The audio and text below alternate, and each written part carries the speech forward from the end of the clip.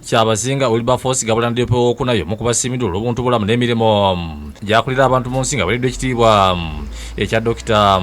ekitiibwa kifunidde ku matikkira ag'omulundi ogwokubiri aga Life Theological College mu America. Kyabazinga asino nategeeza ngu Kyabazinga bugenda mu maaso nga bufuka n'ettendekero lino ne yeebaza abantu okudde ne bawa diguli ebyo byebakoledde abantu. I wish to appreciate Dr. Patrick Semango and his team for their tireless efforts geared towards elevating and changing our people's mindsets. Ku matikkira gano waliwo abantu ab'enjawulo abaweereddwa ekitiibwa kino okuli abasirikale, abasuubuzi n'abantu ba bulijjo okuli Dr. James Nsaabutuulo, Engineer Ronald Nsubuga bali mwezo, omutegesi w'ebivvulu Baramu Bargahara, Minisita omubezi w'obutonde bw'ensi Beatrice Anywa n'abalala. Omukolo okoleddwa Chancellor w'ettendekero lino Professor Dr. Innocent Nkuzi Richard ng'ayambibwa akali kulira mu Africa Reverend Dr. Sembambo Patrick.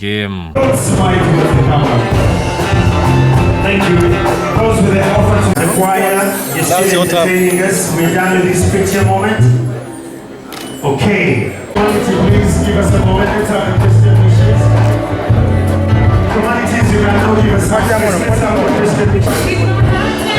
Download the app on App Store or Google Play Store now. Vision Digital Experience, the future of media.